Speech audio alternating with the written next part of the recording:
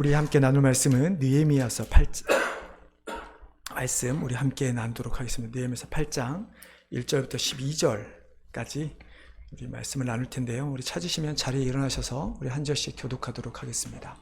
느헤미야서 8장 1절로 12절 말씀입니다.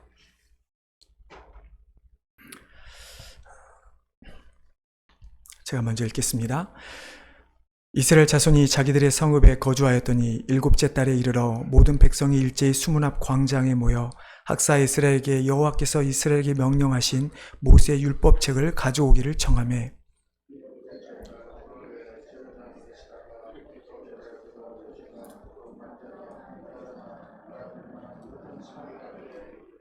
수문 앞 광장에서 새벽부터 정오까지 남자나 여자나 알아들을 만한 모든 사람 앞에서 읽음에 뭇 백성이 그 율법책에 귀를 기울였는데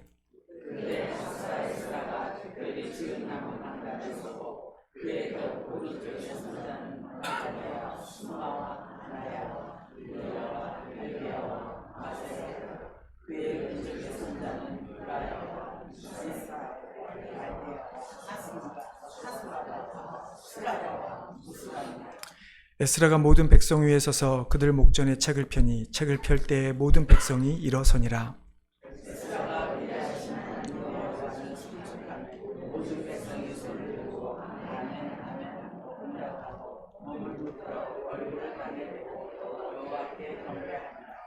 예수아와 바니와 세레바와 야민과 악굽과 사부대와 호디야와 마야세와 그라다와 이사랴와 요사밧과 하난과 블라야와 레위 사람들은 백성이 제자리에 서 있는 동안 그들에게 율법을 깨닫게 하였는데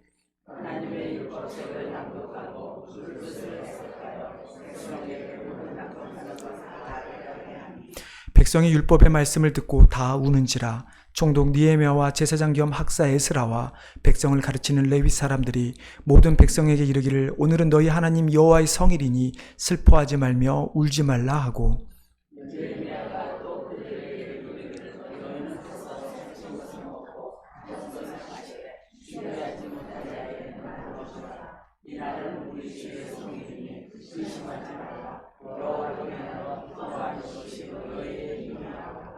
레위 사람들도 모든 백성을 정숙하게 하여 이르기를 오늘은 성일이니 마땅히 조용하고 근심하지 말라 하니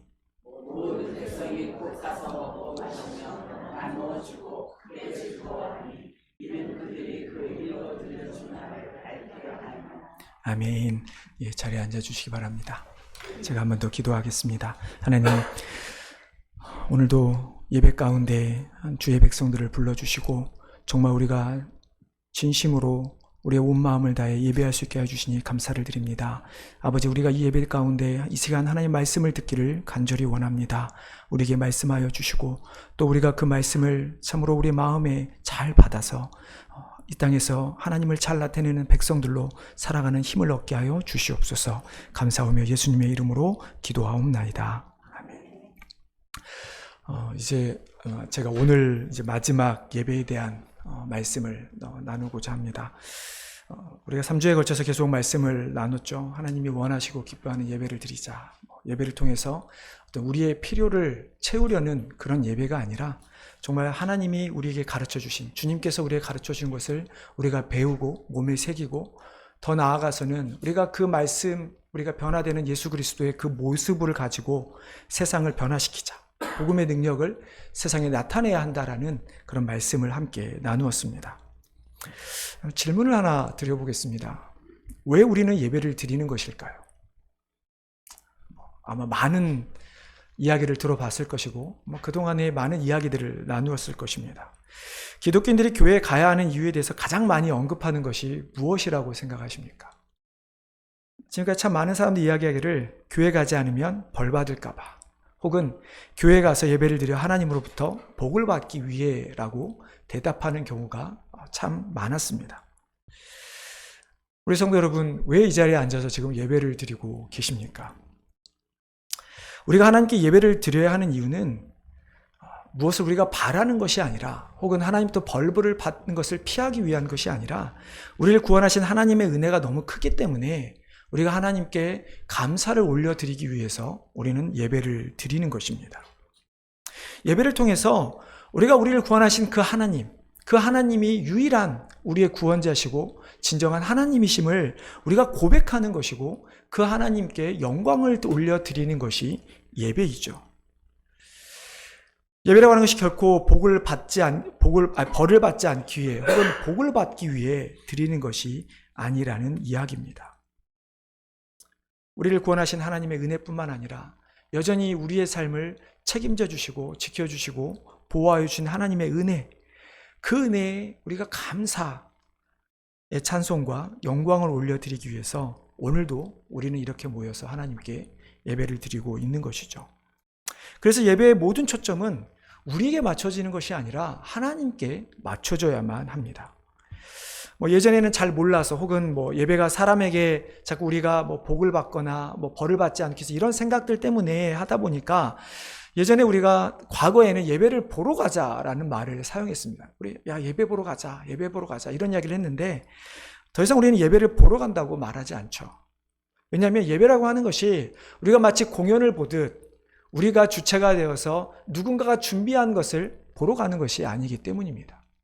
예배 주체가 사람이 아니라 하나님이기 때문에 우리는 예배를 보러 가는 것이 아닌 하나님께 예배를 드리러 간다라는 표현을 이제는 사용하고 있는 것이죠. 오늘 예배에 대한 마지막 설교인이 3주에 드렸던 질문 또다시 한번 드려보겠습니다. 그럼 오늘 드리는 예배가 마지막이라면 그럼 어떠한 마음과 자세 또 어떠한 것을 바라며 여러분 예배를 드리기를 원하십니까? 우리가 사람이 많든 적든 날씨가 춥든 날씨가 덥든 아무리 내가 바쁘다 하여도 몸이 조금 아파도 그것이 남에게 전염하는 병만 아니라면 우리는 최선을 다해 이 자리에 나와서 하나님께 예배를 드릴 것입니다. 그러지 않으시겠어요? 이게 마지막 예배라면 세상에 무엇이 오늘 마지막 예배보다 더 중요한 것이 있을까요? 우리가 하나님께 예배를 드려야 하는 이유를 하나 더 찾는다면 그것은 바로 회복과 부흥을 위해서입니다. 우리는 언제 이 회복, 부흥이란 말을 사용합니까? 회복이란 말을 사전적 의미를 본다 하더라도 육체적이든 정신적이든 원래 상태로 돌이키거나 원래 상태를 되찾는 행위를 말하는 것이 회복입니다. 부흥이라고 하는 것은 쇠퇴하였던 것이 다시 일어나는 것. 우리가 말로는 옛 영화를 다시 되찾는 것을 우리는 부흥이라고 이야기를 하죠. 어떤 회복과 부흥이라고 하는 단어에 이런 의미가 있다면 이것을 우리가 교회에서 혹은 우리가 성도로서 내가 회복되어지고 내가 부흥해야 된다라는 이 말을 우리는 어떻게 이해해야 하는 것일까? 결국 회복이라 하는 단어는 우리가 우리의 영적인 상태가 내가 지금 나의 상태가 정상적이 않다라는 것을 인정하는 것입니다. 그 정상적이지 않은 상태를 정상 상태로 돌이키고자 하는 것이 회복이죠. 부흥은 어떻습니까? 우리가 점점 이렇게 신앙이 자라가던 영적 상태가 퇴보되었을 때, 쇠퇴되었을 때 다시 한번 회복되는 그 상태를 우리는 부흥이라고 하는 것입니다. 이렇게 우리 가운데 삶 가운데 우리가 영적 회복 혹은 영적 부흥이라는 이 단어는 결국 우리가 무너졌던 하나님과 관계를 회복하는 것이고 다시 한번 그 하나님께서 이 땅에 다스림이 만연했던 하나님의 영광이 나타났던 그 시대를 우리는 다시 회복하는 것을 우리는 부흥이라고 하는 것이죠. 우리가 어떻게 이런 영적 회복과 부흥을 이룰 수 있을까? 당연히 오늘 제가 제목을 정했던 것처럼 예배를 통해서 우리는 영적 회복과 부흥을 이룰 수가 있습니다. 왜 그럴까요? 왜 예배를 통해서 우리는 회복과 부흥을 이룰 수 있을까? 앞서 말씀드렸지만 우리가 회복해야 된다. 즉 우리의 영적인 상태가 정상적이지 않기 때문에 다시 한번 정상적인 모습으로 돌아가야 된다. 쇠퇴했던 우리의 모습을 회복해야 된다. 이 말은 우리가 하나님과의 관계가 깨어져 혹은 내가 하나님을 믿음에도 불구하고 하나님과의 관계가 지금 내 상태가 정상적이지 않다라는 것을 의미하는 것이죠. 우리가 하나님의 관계가 정상적이지 않으면 어떻게 됩니까? 가장 먼저 드러나는 것이 예배입니다. 하나님 앞에 내가 예배드리는 모습들이 예배드리는 나의 자세가 예배를 통해서 예배를 드리는 그 목적 자체를 잊어버리게 되는 것이죠. 영적 상태를 정상적으로 돌린다라고 하는 이 말은 우리가 하나님과의 나의 관계를 다시 한번 올바르게 정립한다라는 의미이고, 그 올바른 관계를 정립하는 방법 혹은 그 모습이 드러나는 어떤 결과의 모습이 모두가 다 예배에 귀결된다라는 이야기입니다. 그렇기 때문에 우리가 영적 회복을 원한다면, 우리가 영적 부흥을 원한다면 정말 이 무너져가는 이 세대 가운데 우리 한 사람 한 사람이 하나님의 자녀로 올바르게 세워지기를 원하고 이 땅 가운데 하나님 나라가 계속 세워지기를 원한다면 우리는 오직 예배를 통해서 그것이 이루어진다라는 것을 깨닫고 우리는 예배를 최선을 다해서 하나님께 드려야만 하는 것입니다. 오늘 본문은 제가 이 교회에 부임했던 2020년도에 한번 설교했던 본문이기도 합니다. 하지만 예배를 제가 3주간에 준비하면서 이제 마지막으로 하면서 우리가 과연 예배를 드릴 때 앞에서 우리가 어떻게 예배를 드려야 되는가, 이런 이야기를 드렸다면 우리가 그런 예배를 통해서 왜 그런 예배를 드려야 하고 왜 그 예배가 우리에게 필요한가에 대한 말씀을 나누기 위해서 오늘 이 본문을 가지고 한 번 더 우리가 말씀을 나누기를 원합니다. 이스라엘 백성들은 주전 605년 그리고 597년과 586년에 세 차례에 걸쳐서 바벨론으로 포로로 끌려가게 됩니다. 다니엘이 끌려갔던 시기가 이제 1차 시기였는데요. 하나님께서 이스라엘 백성들에게 내 백성으로 불러주시고 그들에게 언약을 주셔서 계속해서 살아가지만, 그러나 하나님께 불순종했던 이스라엘 백성들은 결국 종국에는 멸망을 당하게 되죠. 하나님의 무조건적인 은혜를 잃어버렸던 그들에게 찾아왔던 것은 결국 나라의 멸망이고 다른 나라의 포로로 끌려가는 암담한 상황이었습니다. 하지만 하나님께서는 이사야 선지자든 예레미야 선지자를 통해서 이스라엘 회복에 대한 말씀을 하시죠. 너희가 그 바벨론에서 내가 너희를 다시 회복하리라.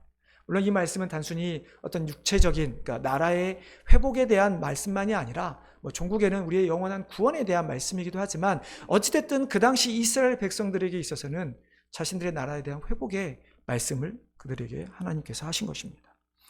실제로 이스라엘 백성들은 귀하는 바사왕 고레스가 칙령을 발표함으로써 이루어지게 됩니다. 총 3차례에 걸쳐 이루어지게 되는데요. 첫 번째 귀하는 주전 536년, 즉 고레스 2세 때 수룹바벨과 예수아라고 하는 사람의 주도하에 이루어지게 됩니다. 그때 그들이 1차 귀환을 하게 되고 그들은 예루살렘 성전을 다시 재건하게 됩니다. 그것이 1차 귀환이었고요. 2차 귀환은 주전 458년에 아닥사스다 왕, 오늘 우리가 본문에 나오는 역시 그 왕인데요. 그 왕이 다스리던 7년째 되던 해에 에스라의 주도하에 이루어지게 됩니다.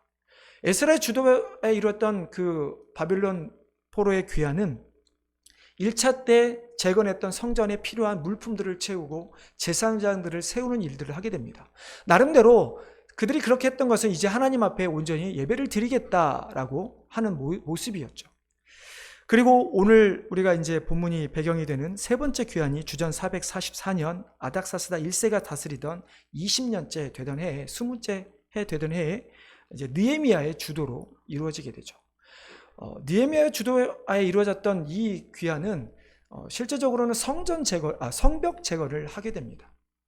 근데 오늘 우리가 이 느헤미야가 1차 이렇게 귀환한 후에 그렇게 아닥사스다 왕의 허락으로 1년간 회복한 다음에 다시 돌아가게 되고, 그리고 실제적으로 다시 돌아와서 이스라엘에 대한 영적 부흥을 일으키게 되는데요. 느헤미야의 주도 아래 성벽 재건을 이루게 되었지만, 그러나 여전히 그들에게 있었던 문제는 하나님 앞에 영적인 회복을 이루지 못하고 있었다는 것이죠. 1차 귀환 때 성전을 재건하고 2차 귀환 때 많은 것을 준비했음에도 불구하고 그들 가운데 이루지 못했던 그 모습. 느헤미야 1장을 보면 느헤미야는 유다와 예루살렘의 형편을 듣게 됩니다. 사로잡힘을 면하고 남은 자들이 능욕을 당하고 고난을 당하고 그런 일들을 듣게 되고, 또 예루살렘 성이 허물어지고 성문이 불탔다는 이야기를 듣게 되죠. 그래서 수일 동안 금식하며 하나님 앞에 기도함으로 준비하였다가 아닥사스다 왕에게 이제 내가 돌아가서 내 백성들을 돌아보길 원합니다. 어떤 자신의 생명, 죽을 뻔한 어떤 그런 일이었음에도 불구하고 그 일을 통해서 그는 돌아가게 됩니다.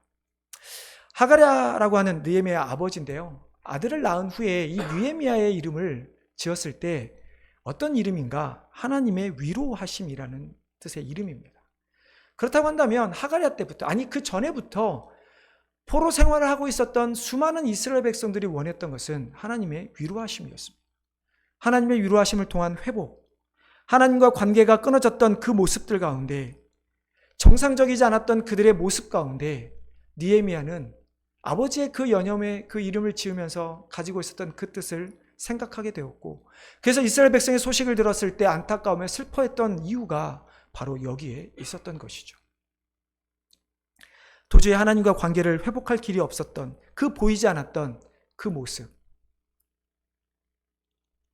그래서 결국 느헤미야는 자신의 생명을 걸고 아닥사스다 왕에게 요청해서 다시 이제 예루살렘으로 돌아가게 된 것입니다. 그렇게 느헤미야가 이스라엘 백성들을 이끌고 이제 유다로 돌아가서 한 것이 성벽 재건인데요. 성벽 재건을 마친 후에 이스라엘 백성들은 이제 수문 앞 광장에 모이게 됩니다. 이것이 오늘 우리가 읽은 느헤미야 8장 1절의 배경입니다. 그들이 그렇게 어렵게 힘들게 와서 수많은 사람들이 방해 공작에도 불구하고 성벽을 잘 재건하고 이제 모든 사람이 수문 앞 광장에 모이게 됐는데, 여러분 이쯤 되면 무엇을 하면 좋을까요? 우리식으로 하면 파티를 하는 게 당연한 거 아닐까요? 하나님께서 자신들을 돌아오게 했고 포로에서 이제 풀려났고 나름대로 성벽을 재건했다라는 의미 자체는 이제 나라의 어떤 형태를, 물론 여전히 바벨론의 포로의 상태에 놓여 있지만 그럼에도 불구하고 나라의 기틀을 어떤 마련하게 되는 큰 근간이 되는 것인데요. 그들이 그렇게 축하 파티를 열면서 기뻐할 만도 한데 그들은 어떻게 합니까? 하나님께 예배를 드리고 말씀을 듣고 회개를 하고 다시 한번 하나님과 언약을 새롭게 하는 일들을 하게 됩니다. 즉 그들은 예배를 통해서 다시 한번 하나님과의 회복을 이루어 가게 되는 것이죠. 그 예배를 통해서 회복하는 가운데 가장 중요한 것이 무엇입니까? 오늘 말씀 본문에 보면 하나님의 말씀입니다. 율법이었습니다. 오늘 본문 1절에 보면 이스라엘 백성들이 수문 앞 광장에 모여서 하는 것이 제사장 겸 학사였던 에스라에게 여호와께서 이스라엘에게 명령하신 모세 율법책을 가져오기를 청합니다. 그래서 에스라가 그 율법책을 가지고 수문 앞 광장에 섰을 때 모든 이스라엘 백성들 간에 남자든 여자든 어린애든 상관없이 하나님의 율법을 들을 만한 모든 사람들이 에스라 앞에 모여 서게 됩니다. 그리고 에스라는 그들을 향해 새벽부터 정오까지 율법책을 낭독합니다.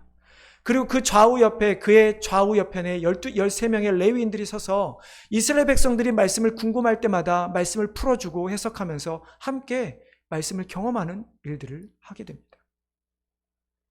그때 어떤 일이 벌어집니까? 그렇게 율법을 듣고 들은 이스라엘 백성들이 울기 시작합니다. 왜 그들이 울었을까요? 대체 하나님의 율법에 어떤 말씀이 있었을 때 그들은 울었을까? 물론 오늘 본문에 율법에 대한 하나님께서 모세를 통해 주셨던 그 율법이 어느 부분인지 정확히 나와 있지는 않지만, 그러나 그들이 생각했던 것은 자신들의 잘못으로 말미암아 깨어져 버린 하나님과의 관계, 자신들이 하나님께 불순종했기 때문에 잃어버린 나라의 만국의 백성으로서의 그 참담했던 그 생활들, 그 전쟁 가운데 잃어버렸던 가족들, 친구들, 그 많은 어려움 속에서 이제 다시 모여 하나님께 예배할 수 있던 그 순간이 아마 그들에게는 큰 감격으로 와닿았을 것이죠. 여러분, 우리 다시 한번 8절부터 좀 우리가 말씀을 깊게 나누기를 원하는데요. 우리 8절부터 12절 말씀 좀 길긴 하지만 다시 한번 우리가 한번 같이 읽어보도록 하겠습니다. 8절부터 12절 말씀입니다. 하나님의 율법책을 낭독하고 그 뜻을 해석하여 백성에게 그 낭독하는 것을 다 깨닫게 하니 백성이 율법의 말씀을 듣고 다 우는지라.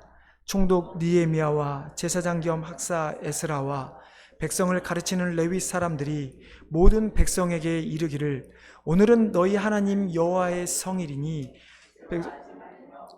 말며, 느헤미야가 또 그들에게 이르기를 너희는 가서 살찐 것을 먹고 단 것을 마시되 준비하지 못한 자에게는 나누어 주라.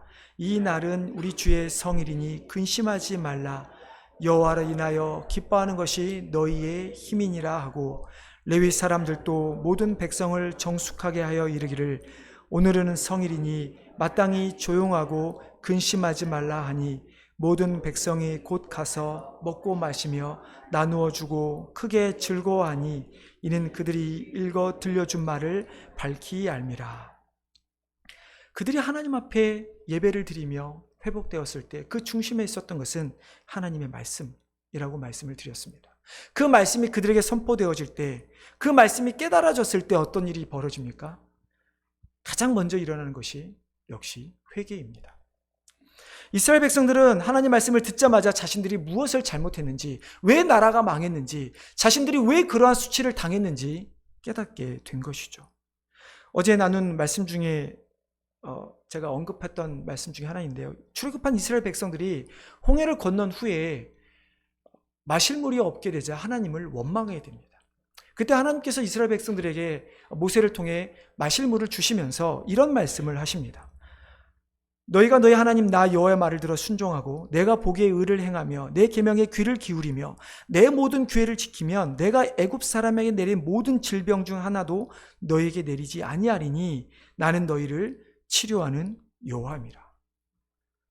하나님께서 내 계명만 지키면, 나에게 순종만 하면 너희가 애굽에서 있었던 그 모든 일들, 내가 너희를 불러내기 위해서 내렸던 모든 재앙들, 그 모든 것 가운데서 너희를 지켜주겠다. 이 말씀은 단순히 재앙만 내리지 않겠다는 것이 아니라 너희가 어떠한 상황과 어떠한 압제 가운데 있다 할지라도 내가 너희를 다시 불러내서 나의 백성으로, 내가 너희를 원하는 땅으로 인도하겠다라는 그런 하나님의 약속의 말씀인 것이죠. 근데 율법을 통해서 그 자신들이 불순종한 모습을 떠올리니 얼마나 힘들었겠습니까? 얼마나 힘들면서 자신의 그런 모습들이 하나님 앞에 얼마나 불순종했다는 것을 깨닫게 되었겠습니까? 그렇기 때문에 그들 가운데서도 그 말씀을 통해서 진정한 회개가 일어났고 그들은 하나님 앞에 울며 나아갈 수밖에 없었던 것이죠. 여러분, 이것이 회복입니다. 이것이 예배를 통해서, 하나님의 말씀을 통해서 일어나는 회복이죠. 앞에서 말씀했지만 예배를 드린다라는 표현이 맞는 것처럼 우리가 예배 요소를 보면 모든 것이 다 하나님께 드리는 것입니다. 우리가 찬양을 하는 것도 우리의 어떤 감정을 자극해서 우리를 위한 것이 아니라 하나님께 찬양을 드리는 것이고, 우리가 함께 기도하며 또 대표 기도를 하는 것도 우리의 모든 성도들의 그 기도의 뜻을 담아서 대표자가 하나님께 기도를 올려 드리는 것입니다. 예물도 마찬가지죠.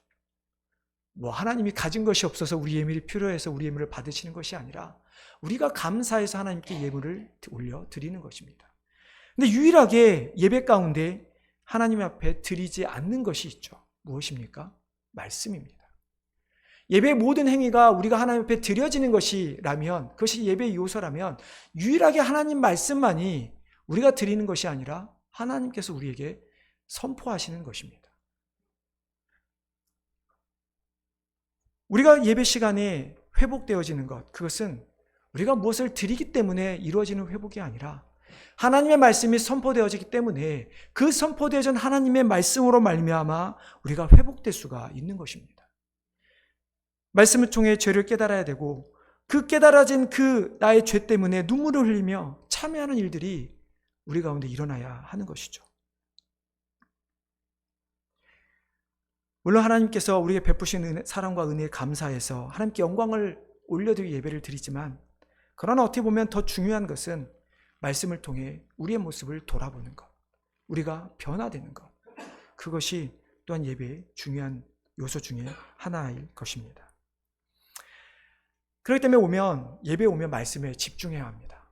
물론 저도 오늘 본문에 나오는 예스라나 레위인들처럼 정말 말씀을 잘 준비해서 우리 성도님들이 말씀을 깨달을 수 있도록 저도 준비를 해야겠죠. 하지만 오늘 본문에 나온 이스라엘 백성들처럼 하나님의 말씀을 듣기를 원하는 그들의 모습, 포로에서 돌아와서 성벽이 재건했을 때 그들이 파티를 여는 것이 아니라 에스라를 초청해서 말씀을 듣기를 원했던 그들의 모습, 말씀을 듣는 동안 내내 서서 말씀을 들었던 그들의 모습, 즉 말씀을 들을 수 있는 자세가 우리가 되어야 한다라는 이야기죠. 그렇게 말씀을 준비하는 자나 말씀을 듣는 자들이 잘 준비되었을 때 그 가운데 하나의 말씀이 떨어지면 회개가 일어나게 되는 것이죠. 눈물을 흘리며 회개한다 그래서 그것이 진정한 회개가 될 수는 없습니다. 물론 하나님께서 사람들로 하여금 누군가를 통해서 나의 죄를 깨닫게 할 수도 있습니다. 하지만 하나님 말씀에 근거한 깨우침이 아니라면, 하나님의 말씀에 근거한 회개가 아니라면 그것은 진정한 회개라고 할 수 없는 것이죠. 마치 그저 우리가 다른 사람에게 잘못했을 때 친구야 내가 잘못했어 라는 정도밖에 되지 않는 것입니다. 하지만 하나님께서 우리에게 원하시는 회개는 정말 하나님께서 우리의 하나님 되심을 인정하는 것이 회개이고, 더 이상 내가 하나님으로부터 멀어지는 그 관계의 깨어짐을 유지하는 것이 아니라 다시 한번 그 관계를 회복해서 이제 내가 아무리 어렵고 힘들어도 하나님의 말씀을 이제 따르겠다라고 하는 결단이 바로 회개라는 것이죠. 그렇기 때문에 우리가 나의 죄를 고백하는 회개는 그렇게 하나님 앞에 고백하는 것으로 끝나지 않습니다. 회개는 반드시 회복으로 이어지게 되고 그 회복은 반드시 또한 부흥으로 이어지게 되는 것이죠. 왜냐하면 회개를 통해서 나의 상태를 깨닫게 되고 나의 생태를 알았기 때문에 내가 더 이상 나의 스스로 하나님과의 관계를 회복할 수 없게 하나님의 은혜를 구할 수밖에 우리는 없는 것입니다. 그렇게 하나님께 은혜를 구하고 하나님의 은혜 가운데 관계가 회복되어지게 되면 어떻게 되죠? 사람과의 관계도 회복되어지게 됩니다. 하나님 관계가 회복되어지면 마땅히 세상에 하나님을 알지 못하는 자들에게 복음을 전하는 일들이 이루어질 수밖에 없게 되는 것입니다. 오늘도 우리가 동영상을 보아서 그 센터에서 많은 아이들을 위해서 복음 사역을 합니다. 왜 합니까? 자신들의 모든 것이 하나님께 주신 것을 그들이 알기 때문입니다. 그렇게 회복이 이루어지면 이 땅 가운데 하나님의 영광이 가득한 부흥은 자연스럽게 오게 되는 것입니다. 우리가 뭔가 노력해서 사람을 불러 모으고 행사를 준비하고 프로그램을 준비해서 부흥이 일어나는 것이 아니라 말씀이 떨어지고 그 말씀 때문에 우리가 회개해지고 그래서 우리가 돌이킨다면 회복되어지면 그 이후에 부흥은 자연스럽게 오게 되는 것이죠. 그렇지만 우리가 착각하지 말아야 할 것은 있습니다. 부흥이라고 하는 것이 교회가 성장하는 것이 부흥이 아닙니다. 교회가 사람이 늘어나고 교회 건물을 더 넓게 세우고 크게 세우는 것이 부흥이 아니라 이 땅에 하나님의 나라가 세워지는 것, 그것이 진정한 우리가 경험해야 될 부흥이라고 하는 것이죠.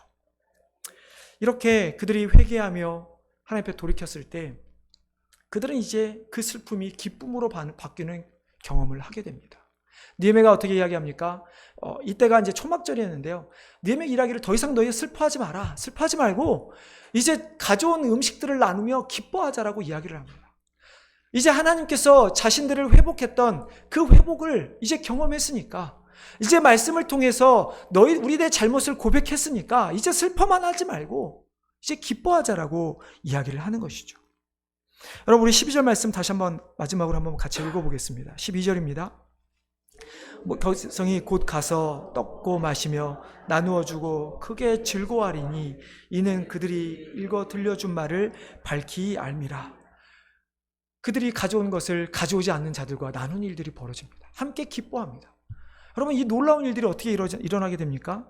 12절 하반절에 보면 앞에서 너희가 즐거워하리니 이는 그들이 그 읽어 들려준 말을 밝히 알미라.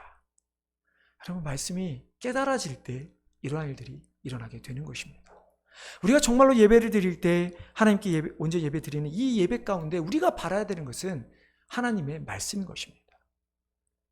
그 말씀이 우리 가운데 있을 때, 그 말씀이 밝히 알게 되었을 때 우리는 회개도 하게 되는 것이고, 또한 하나님이 주시는 놀라운 은혜를 경험하게 되는 것이고, 그 은혜 때문에 우리가 서로 함께 기뻐할 수 있게 되는 것이죠. 그렇기 때문에 사랑하는 성도 여러분, 온전히 하나님께 예배를 드리시기를 바랍니다. 특별히 예배 가운데 하나님의 말씀을 정말 온전히 깨달으시기를 바랍니다. 다시 말씀드리지만 말씀을 준비하는 저도 최선을 다해 준비할 것이고, 말씀을 듣는 우리 성도님들도 정말 최선을 다해 준비해서 우리가 이 예배 시간을 통해서, 이 말씀을 통해서 하나님께서 우리에게 어떤 말씀을 하실지 사모하는 마음, 말씀이 선포되어질 때 성령님께서 우리에게 역사하셔서 우리의 어떤 모습을 변하게 하실지 기대하는 마음, 뿐만 아니라 우리가 깨닫는 대로, 깨어지는 대로 우리가 세상에 나가서 어떻게 변화시킬 수 있을지에 대한 그 놀라운 기대감, 그것이 예배 가운데, 특별히 말씀 가운데 있기를 소망합니다. 그래서 우리가 예배를 드릴 때마다 감격이 있고 은혜가 넘치고 기쁨이 넘치는 예배를 드리게 되기를 소원합니다.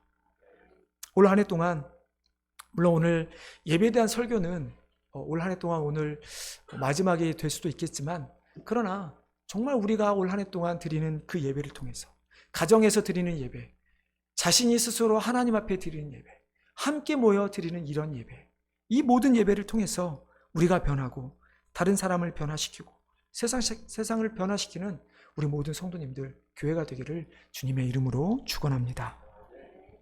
하나님, 참으로 4주 동안 우리가 하나님의 드리는 예배에 대해서 함께 말씀을 나누었습니다. 우리가 예배가 필요한 것이 결국은 우리에게 깨어진 하나님의 관계를 회복하기 위함인 것이고, 또 하나님께서 우리에게 말씀하신 주신 사명을 깨닫게 하는 것이 예배이고, 더 나아가 우리에게 주신 사명을 감당할 수 있는 능력을 얻는 것도 예배임을 고백합니다. 하나님, 예배 가운데 정말 우리의 전심을 다해 예배드리고 우리의 모든 것을 하나님께 드릴 뿐만 아니라 하나님께서 선포하시는 그 말씀을 통해서 우리를 깨우쳐 주시고 우리를 변화시켜 주시고 정말로 하나님을 기뻐하는, 주님을 닮아가는 우리 모든 성도들 다짐하는 그런 예배가 되게 하여 주시옵소서. 하나님, 예배를 통해서 우리의 삶이 변하게 되어 주시고 우리의 삶뿐만 아니라 우리 가정과 교회가 변화되어 주셔서, 변화시켜 주셔서 정말 이 지역을 변화시키는, 이 지역에 더 나아가 세계에 하나님 나라를 세워가는 귀한 교회가 될 수 있게 도와주시옵소서. 감사하며 예수님의 이름으로 기도하옵나이다.